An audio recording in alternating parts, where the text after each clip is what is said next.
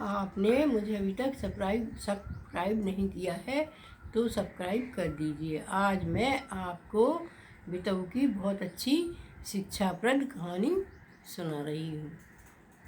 बितऊ भाई को जब राजा ने गुरुकुल में पढ़ने के लिए भेज दिया तो बितऊ वहाँ पहुँच गए और बड़े अच्छे से मन लगाकर पढ़ने लगे और सारे ही बच्चों से बड़ा स्नेह करने लगे। बच्चे भी बितऊ भाई से बड़ा स्नेह करने लगे और बितऊ भाई से हमेशा कहते, बितऊ भाई आप बहुत अच्छी ज्ञान की कहानी सुनाते हैं जिससे हमें शिक्षा मिलती है, आप मुझे कुछ अच्छी जानवरों की कहानी सुनाइए। बितऊ ने कहा ठीक है। तो सारे बच्चे बितऊ को घेर कर बैठ गए और उन्होंने कहानी कहना शुरू किया।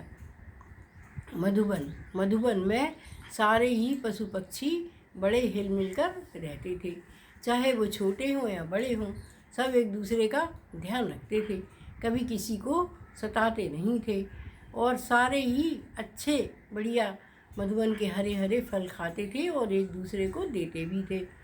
एक दिन क्या हुआ कि वहाँ पर एक मुर्गा मुर्गी रहते थे, तो मुर्गी के यहाँ जो है नन्हे मुन्ने 7 बच्चे हुए, तो बड़े ही प्यारे बच्चे थे। सारे मधुबन में खूब खुशी मनाई गई और उन मुर्गियों के बच्चों को देखने के लिए सारे ही बड़े छोटे सारे ही लोग पहुंच गए और खूब उत्साह मनाया। सबने बढ़िया बढ़िया मीठे मीठे फल खाए और आनंद से रहे। अब एक दिन क्या हुआ कि वो मुर्गी के बच्चे धीरे धीरे बड़े होने लगे। अब वो अपनी माँ के संग चारों तरफ घूमने लगे। माँ भी अपने बच्चों को सिखाती थी कि मेरे ही पीछे पीछे आया करो और मेरे ही संग घर वापस लौट के आया करो।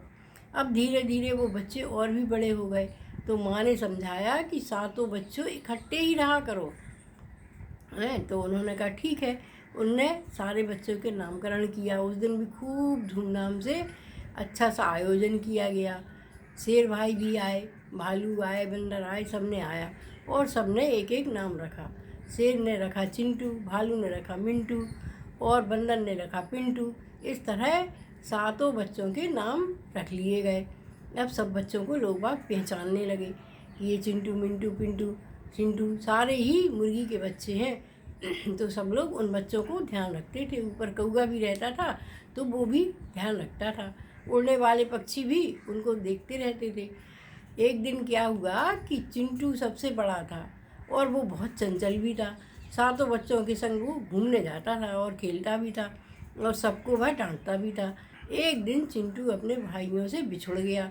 सारे 6 भाई तो लौट के आ गए, लेकिन चिंटू नहीं आया। तो पूरे मधुबन में हल्ला हो गया कि चिंटू नहीं आया, चिंटू को ढूंढो, चिंटू नहीं आया, चिंटू को ढूंढो। चिंटू उत्तर दिशा की तरफ चला गया था और चलते चलते अपने मधुबन से थोड़ी दूर बाहर निकल गया था। तभी वहाँ पर दूसरे जंगल का एक सांप खड़ा था बड़ा सा। उसने देखा कि अरे ये तो बड़ा ही प्यारा मुर्गा का बच्चा आ रहा है, इसको तो खाने में आज बड़ा ही आनंद आएगा, आज मुझे कितना अच्छा शिकार मिला है। तो वह पहुँच गया और उसने कहा कि आप यहाँ हमारे प्रदेश में क्या कर रहे हो। तो उसने कहा मैं नागराजा मैं अपने जंगल को भूल चुका हूँ, मुझे मेरा रास्ता बता दीजिए। तो सांप तो बहुत चतुर था और वह धीरे धीरे उसको अपनी गुफा की तरफ ले जाने लगा। तभी ऊपर से सारे जानवर मधुबन के ढूंढ रहे थे।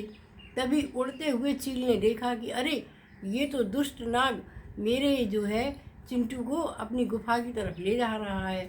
तो चील गया और चील ने झपट्टा मारा और उस सांप को पकड़ के ले गया और चिंटू की जान बच गई।